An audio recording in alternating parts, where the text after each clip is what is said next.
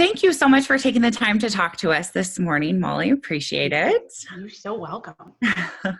I have just a few questions, and I want to start with, when should parents start reading to their children? As soon as possible.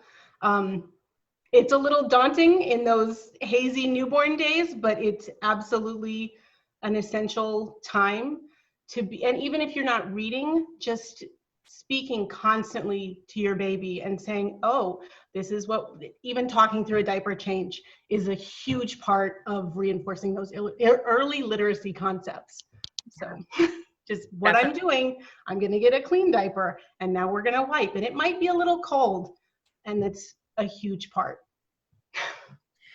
And I think some parents might be intimidated by finding time to read to their young child, right? It's like, oh, well, I don't have time. I don't have time to find a book. I don't have time to sit down and read. Do they even know what, I'm reading? How much reading or exposure to just books in general is considered a healthy amount? I don't know the exact number, but any exposure is critical to your child's developing brain. And it actually, making that time to sit down and read with your kiddo actually reinforces that loving bond that promotes a safe learning environment. So, just even taking a minute to sit with the baby or your toddler, however hard that might be, and read 5 words. Some days that's all you get, and that's perfectly okay. That's right. We take those little bits of time when we can get them, right? And whatever works is fine. Yes. According to the American Academy of Pediatrics, I did a little homework, more than 1 in 3 American children start kindergarten without the skills that they need to learn to read. Mm-hmm. What are those skills that they're lacking? So early literacy is really just those foundational building blocks so that they are ready to read. There are 6 kind of key components, which is oral language. So that's why speaking to your child is so important. Phonological awareness, that's a huge word, but it basically just means I recognize that this is the sound it makes. Or recognizing, hey, that's a doorbell, that means someone's at the front door. Which that's not how you would think of it, but it's so important. Print awareness, being able to recognize this is a letter and this is what it represents. And this is how the words work together. So knowing that if I'm learning how to read and write English, the word goes from left to right. I did letter knowledge and print awareness, vocabulary, just knowing that there's so many words, which is why reading is super important, because it brings in other words that maybe we don't use in our everyday vocabulary when we're speaking.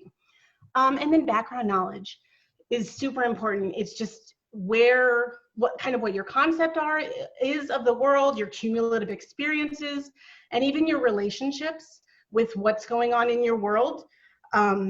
Knowing that if I pull the dog's tail, they might growl at me, and that's important to know. So those are really kind of those key components for early literacy. And those are all great points. And I think a lot of those probably answered my next question, but I'm still going to throw it out there in case we miss something. Studies show that children who grow up with books in a home enjoy a substantial advantage over other children who do not. Again, you touched on a lot of those, but why is that? It's just that awareness that it exists and being exposed to it. And while the goal would be that every child has their personal library, and at Lewis and Clark Library, we're working very hard to find ways to get those books in their hands to be a permanent part of their home, not just what they borrow. But even when you're out running errands or walking in the neighborhood, pointing at the stop sign and saying, look, those are letters. So it's incorporating all that aspect. And pointing out where letters and words and sounds are in our everyday life. So nowadays, you can get a book on pretty much anything, your phone, a tablet, anything. What would you say the benefits are for a child, especially to hold a book? You know, there are so many books that you can touch and feel, and they have all different kinds of sensory activities inside of them. What are some of the benefits to be able to go into the library or to be able to physically hold a book instead of swipe on a tablet? It is super important in terms of print awareness and concept to know, oh, this is how I hold a physical book. The top is up here and the bottom's down here. And when I open it, I wish I had an example with me. I open it like this and I read, it's just orienting.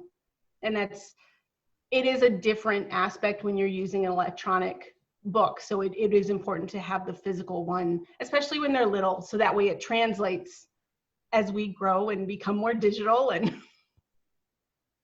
Yes, I agree. I've always liked the actual books themselves.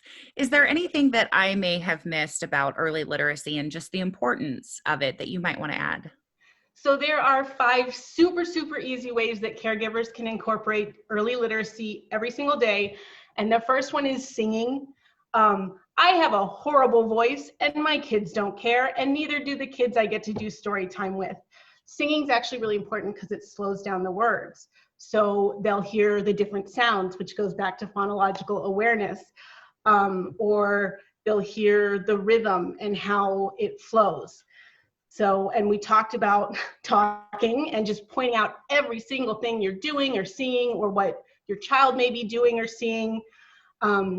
Spending that time reading together, even if it's you are sitting down and reading a page while your kid runs around like a nut, they still hear you and they're still well aware of what you're doing. But it's also encouraging them to realize that you are valuing and treasuring the concept of reading, so they'll pick that up.